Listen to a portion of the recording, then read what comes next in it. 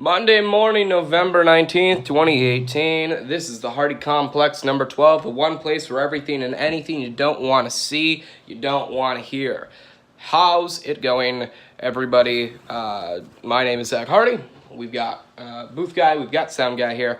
Congratulations. We've made it past the Thanksgiving. Well, we haven't technically made it past Thanksgiving. We've still got a lot of bullshit to probably get to, but we've made it past Thanksgiving's I guess week close down bullshit. Those of you who don't know with Unitards, I closed down production from last week. I only did whatever the hell I needed to do for the Unitards main channel, which I have full control over. We don't have much production, I guess, value for that. We typically tend to put that into other projects like, you know, the aforementioned radio network that I've mentioned briefly before. But we have a lot of plans that the money goes to, so when it comes down to whatever we don't spend a lot of money on, or very little money on to begin with, we typically don't have that really closed down with all the other stuff. Everybody has their own little projects that they want to get done with. And the radio network and you know, things that people have even like speculated that we would plan to do. Not to say that we're doing them or that we would do them, but like people have speculated that we would do like a music label. People have speculated we'd do a wrestling company, a lot of that kind of stuff. But those are the things that we would do business-wise. Like not a single entity would be involved in that project. So those would be closed down on shutdowns like this. But things like the Unitards main channel, even if the company is closed down for the week on like a holiday or whatever, or work's closed down for a week, I try to be generous with that.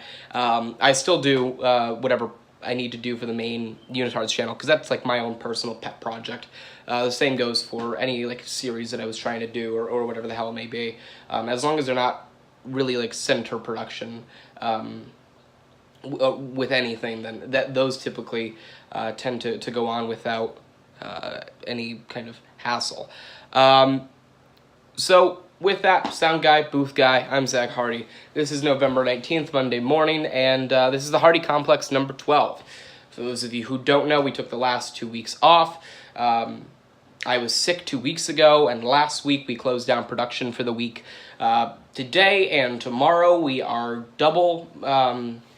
putting in double force, or what I like to call double hours or double work, or whatever the hell it may be, however you describe it. And then we take off Thanksgiving Eve, Thanksgiving, and the following Friday. So we have a long weekend, and then we get right back to work on Monday. So there is a lot to get to in this episode of the Hardy Complex, a lot to talk about. I'm gonna be recapping like the past 3 fucking weeks, so it's gonna be very enjoyable.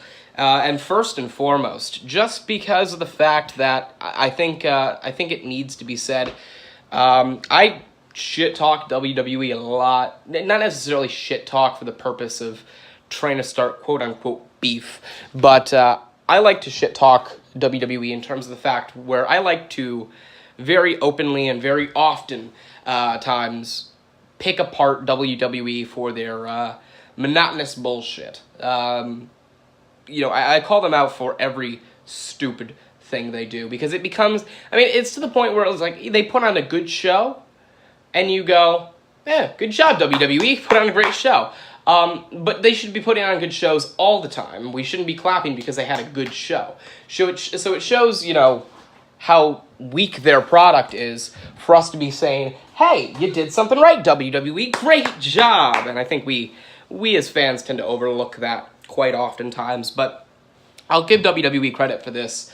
Survivor Series last night, I found very few things to complain about. I mean, you can say whatever you want about Raw decimating SmackDown.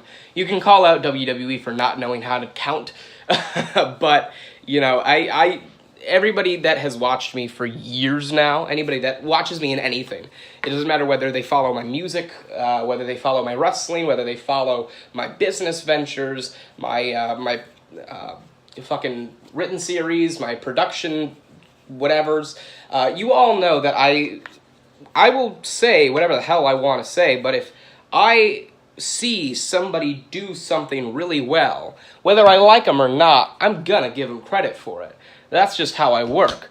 So with the WWE, I'll bitch and complain about a shit ton of things that they do, but at the end of the day, when they put on a show like Survivor Series, I'll give them credit for it. This was a good show. This was filled with a lot that I really, really enjoyed. So I think this is one of the only times that I can remember in which you could say a WWE pay-per-view that followed a takeover kind of held their own in a way. I mean, I don't really like to compare takeover and Survivor Series, or no, takeover and main roster shows, because they're two very, very different areas. Like, I'm of the firm belief that if you had characters that were, somehow booked well, like, I don't know, a serial killer clown or something like that, and like some sort of, like, dominating, like, monster that lives in, like, the hills from the 1600s.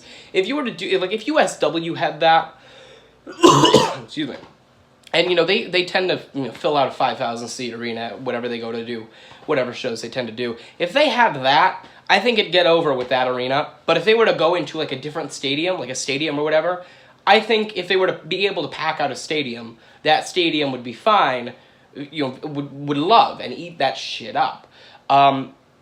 It's two different worlds, because with WWE's main roster, you're in front of a larger crowd. You can't really, you can develop characters like Velveteen Dream, like Tyler Breeze's Pretty Persona.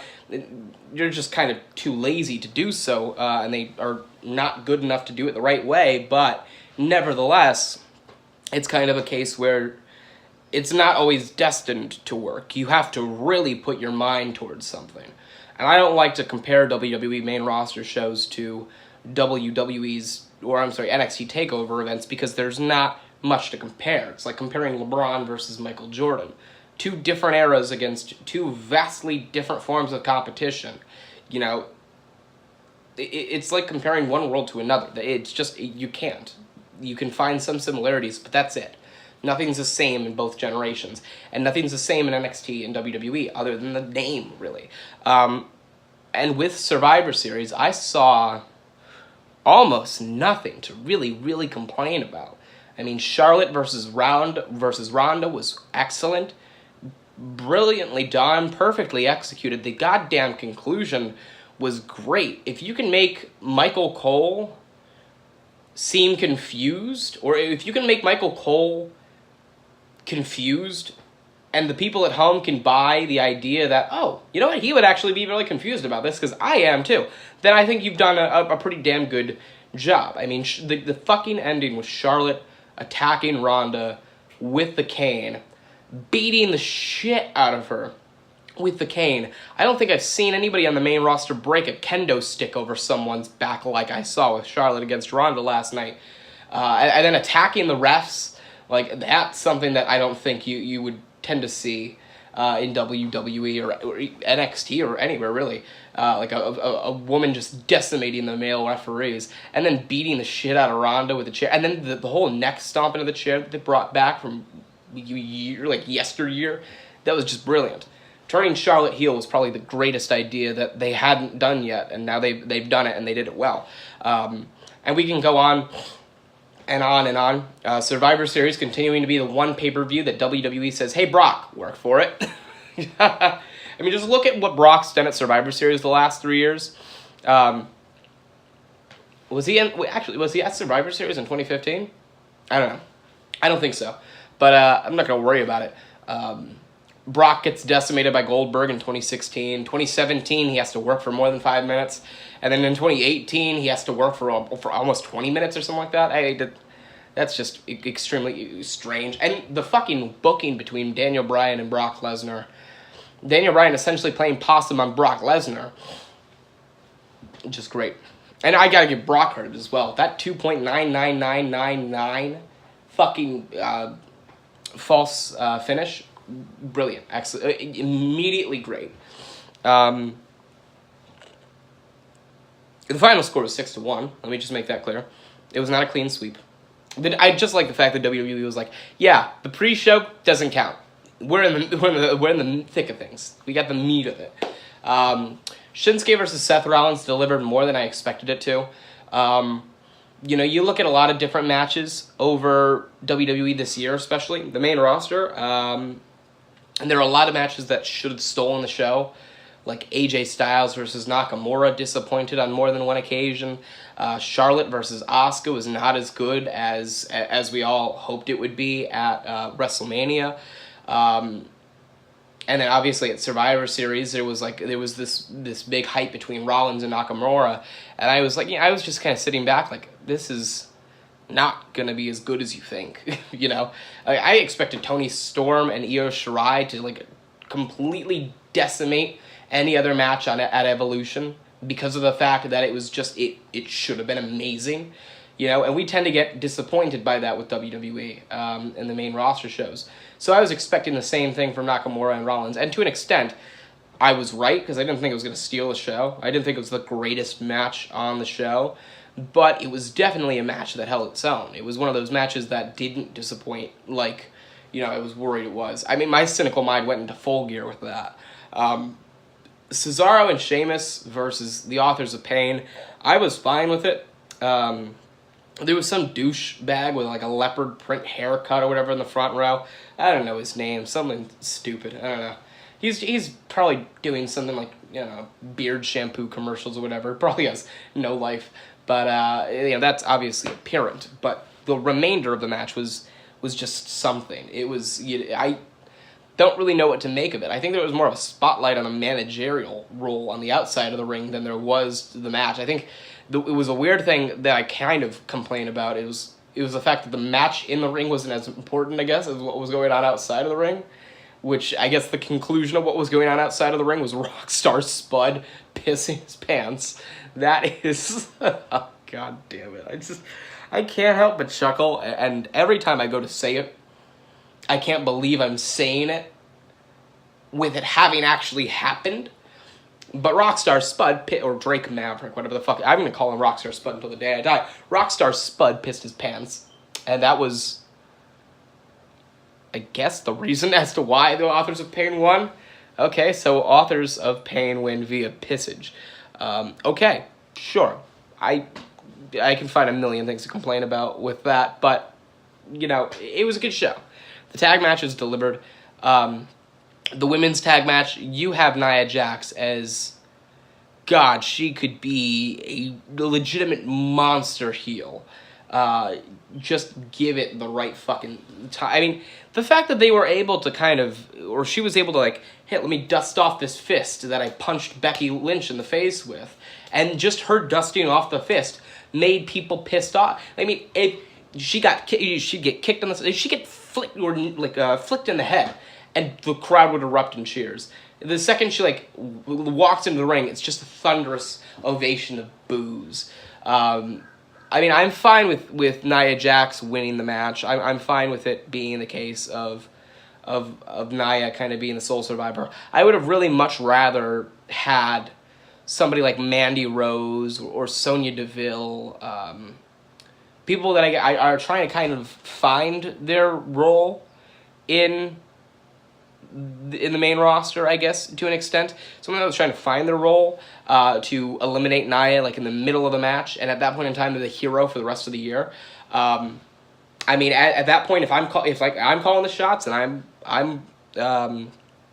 I'm calling the shots and I'm booking that show, the second I hear everybody boo Nia Jax out of the building, I immediately think, all right, who can benefit most by being the most over woman other than Becky Lynch?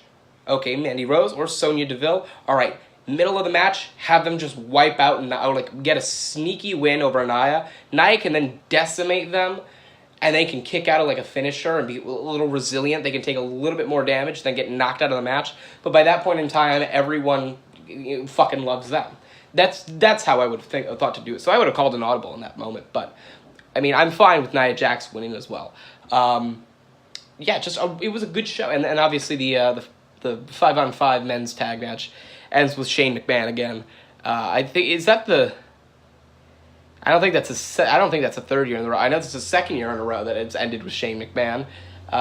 So, okay. Yeah. Not my, also, Braun Strowman, Bobby Lashley, and Drew McIntyre.